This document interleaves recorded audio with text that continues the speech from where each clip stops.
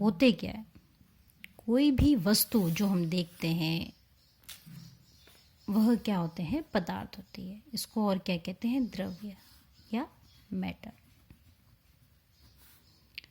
अब जो कोई भी वस्तु स्थान घेरती है जिसका द्रव्यमान होता है, पदार्थ कहलाते हैं या द्रव्य कहलाते हैं। मतलब कि जो वस्तु स्थान घेरे, द्रव्यमान जिसका हो, वह पदार्थ या द्रव्य कहलाते हैं। जैसे उदाहरण के तौर पर हम देख सकते हैं कि चौक, पेन,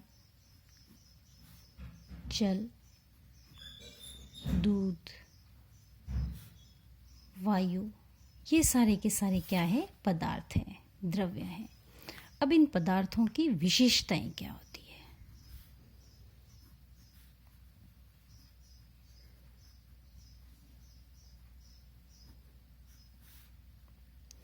इनके अणुओं के मध्य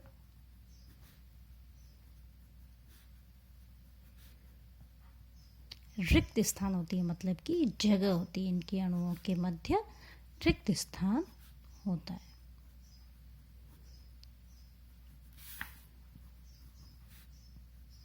दूसरा, इनके अणुओं के मध्य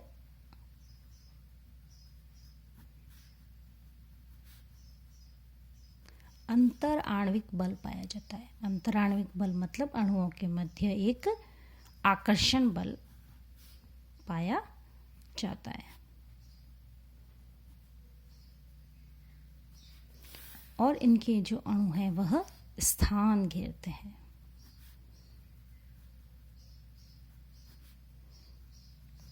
अब अगर हम शुद्धता की बात करें तो शुद्धता के आधार पर जो द्रव्य है वह दो प्रकार के हो सकते हैं। पहला है शुद्ध द्रव्य,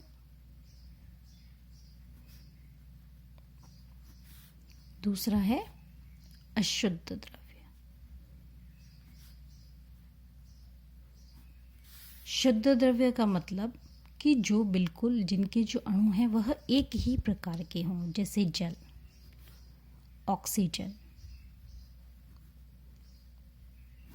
अशुद्ध द्रव्य का मतलब जिसमें एक से अधिक प्रकार के अणु या परमाणु होते हैं, जैसे वायु। वायु के अंदर ऑक्सीजन, नाइट्रोजन आदि सारा होता है, तो हम उसको किस में डालते हैं, अशुद्ध द्रव्य के अंदर। मिट्टी, इसके अंदर भी बहुत सारे प्रकार के अणु होते हैं, इसलिए यह भी किस में आएगा, अशुद्ध द्रव्य में। इसमें हम लोहा, सोना, चांदी, ये जो भी शुद्ध है जिसमें एक ही प्रकार के अणु हैं, उसको हम शुद्ध द्रव्य कहते हैं। अब द्रव्य कितने प्रकार के होते हैं? अवस्थाओं के आधार पर जो द्रव्य है वह मुख्यतया 3 प्रकार के होते हैं। पहला ठोस, द्रव,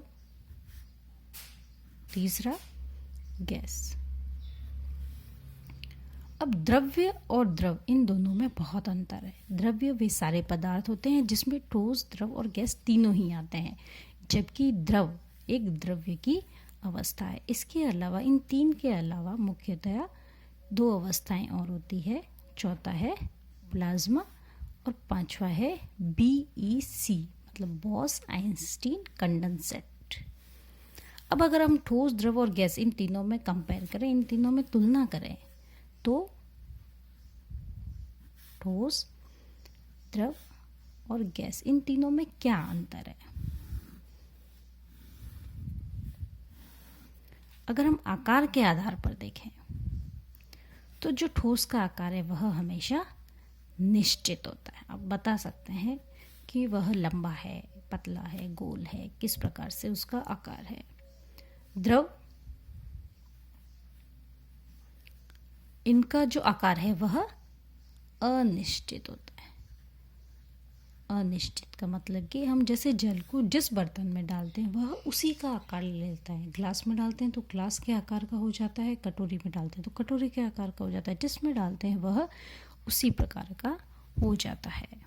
गैस, इसका भी आकार अनिश्चित होता है, यह भी जहाँ होता है उसी के आकार में होता है। जैसे कमरे में तो कमरे के आकार का, क्लास में तो क्लास के आकार का, इस प्रकार से। नेक्स्ट है आयतन, ठोस का आयतन निश्चित होता है, इसीलिए आप बोलते हैं हमें 1 किलो चीनी चाहिए, 1 किलो गुड़ चाहिए, इस प्रकार से इसका आयतन निश्चित होता है।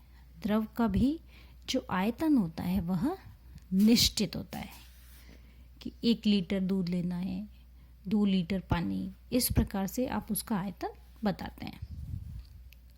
गैस, इसका आयतन अनिश्चित होता है।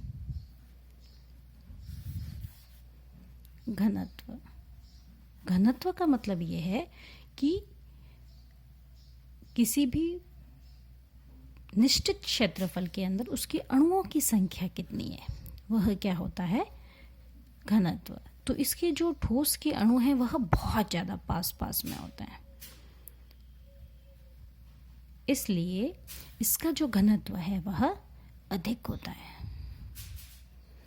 द्रव के अणु ठोस की अपेक्षा दूर दूर होते हैं, अतः इनका घनत्व कम होता है। और गैस के अणु तो बहुत ज़्यादा दूर दूर होते हैं, क्योंकि अणुओं के मध्य आकर्षण बल बहुत कम होता है, इसलिए इसका घनत्व बहुत ही कम होता है।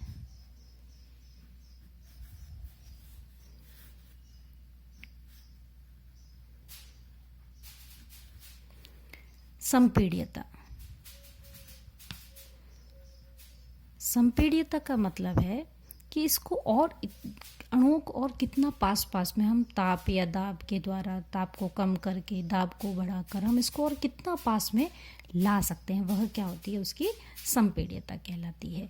तो ठोस के अणु तो पहले से ही बहुत ज़्यादा पास पास में है, इसलिए इसकी संपीड्यता जो है वह नगण्य होती है। इसके अणुओं को और पास पास में लेना बहुत ही ज़्यादा मुश्किल है, इसलिए हम इसको और ज़्यादा नहीं दबा सकते हैं, और ज़्यादा इसको संपीड़ित नहीं कर सकते हैं।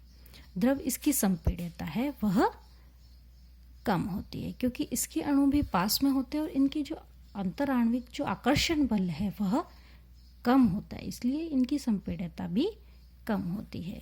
लेकिन इनके अंदर जो अंतराण्विक बल है वह बहुत कम है, इनके आकर्षण बल बहुत कम होता है, बहुत ज़्यादा दूर दूर है, इसलिए दाब को बढ़ाकर और ताप को घटाकर हम इसको संपीड़ित कर सकते हैं, इसलिए इनकी संपीड्यता अधिक होती है।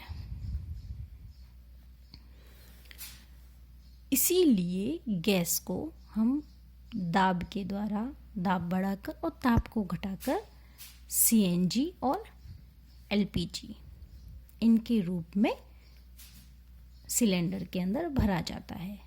सीएनजी संपीड़ित प्राकृतिक गैस और द्रवित पेट्रोलियम गैस। संपीड़ित प्राकृतिक गैस और एलपीजी है द्रवित पेट्रोलियम गैस।